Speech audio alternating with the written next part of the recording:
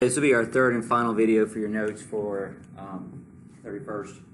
All right, so we're basically getting to this point where they're trying to kind of tease or appease these lower working classes and lower middle classes in terms of making them happy. So they bring in Louis Blanc as this representative of Republican Socialists. So he comes in as a representative of Republican Socialists.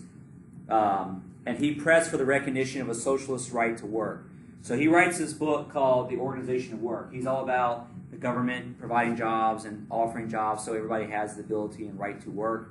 In his book, The Organization of Work, Blanc advocates for permanent government-sponsored cooperative workshops. So the book advocates for permanent government-sponsored cooperative workshops.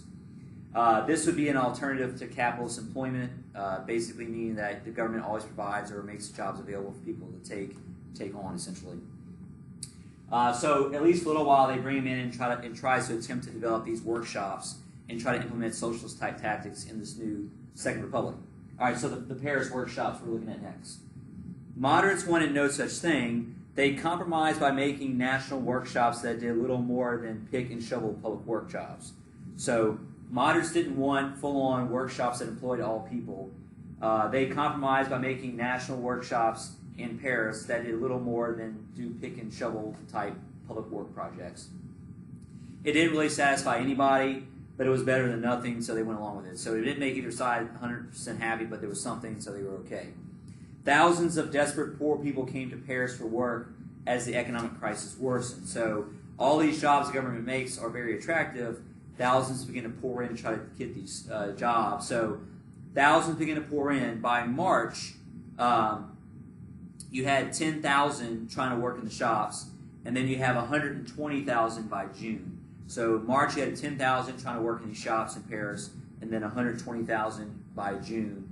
And you have so basically over 120,000 were getting employed.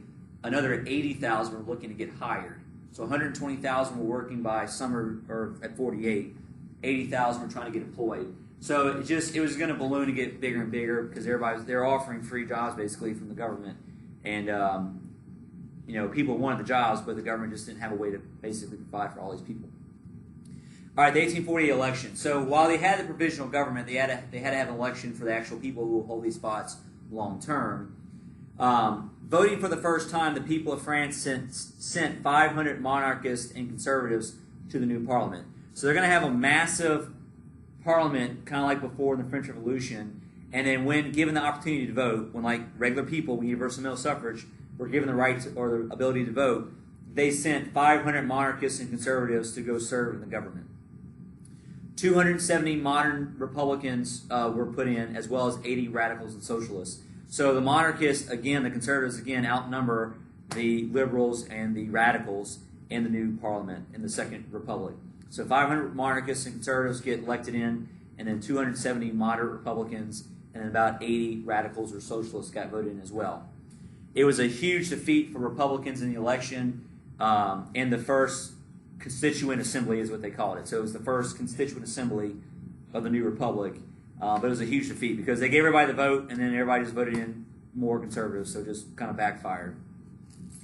Real quick, mention Alexis de Tocqueville. Tocqueville is a guy you might have talked about in American Lit or American History. He was a moderate Republican who wrote the famous book, Democracy in America. So Alexis de Tocqueville, who you see right here, wrote the famous book, Democracy in America. He predicted Louis Philippe's overthrow as well as the election results of 48. So before it actually all went down, he predicted Louis Philippe's overthrow as well as the election results of 48. French peasants owned land like middle class and upper class. Thus, they elected people to the Constituent Assembly committed to centrist moderation and opposed radicals and socialists. So they elected people to the Constituent Assembly committed to centrist moderation and opposed socialists as well. So they elected people to the Constituent Assembly committed to centrist moderation and opposed socialists getting elected into office. All right, so the whole thing kind of backfired. It was terrible for these liberal Republicans. While they were a very strong voice, they didn't have the electorate to really back up the things they wanted to take place. So we're going to look at clashes next. The newly elected conservative government clashed with radical socialism, unsurprisingly. So the new elected conservative government will clash with the radical socialist government or the radical socialists who helped form the workshops and promoted some of the early days of the revolution. They dropped Louis Blanc from the executive committee and had no working class representation in the government. So they dropped Louis Blanc from the executive committee, and this is his picture right here, by the way. This is Louis Blanc. They dropped him from the executive committee, and they had no working class representation in the committee either. In May of 48, artisans and unskilled workers invaded the Constituent Assembly and tried to proclaim a new revolutionary state. So now you have like a revolution within a revolution. So the working class and artisans and unskilled workers were upset with the way the government was going. So in May of 48, they invaded the Constituent Assembly and tried to proclaim a new revolutionary state. Now the National Guard will be brought in to put down this inner uprising. So the National Guard is brought in to put down this inner uprising of the lower working class people in France. On June 22nd, the Constituent Assembly dissolved the national workshops in Paris because of growing numbers and being more radical. So unsurprisingly, by late June, June 22nd, the Constituent Assembly dissolved the national workshops in Paris because of growing numbers of those people becoming more and more radical. They could either go and join the army or join the workshops in the provinces. So the options they were given is that they could go join the army or go to workshops in the provinces. All right, June days. So this is probably the last thing we're going to do is the June days, and then we'll stop there. After this all happened and they shut down the workshops, you're going to have a spontaneous and violent uprising. So after the workshops were shut down and they kind of pushed aside the socialists and radicals, a spontaneous and violent uprising followed in 48 called the June Days. And yes, this is like in textbooks and the test, and it's also in the key concepts, so be aware of June Days. Frustrated by the attempt at socialist society and its failure, as well as losing life-sustaining relief. So it was brought on by a frustrated attempt at a socialist society and its failure. So this was all, the June Days were brought on by the attempt at a socialist society and its failure.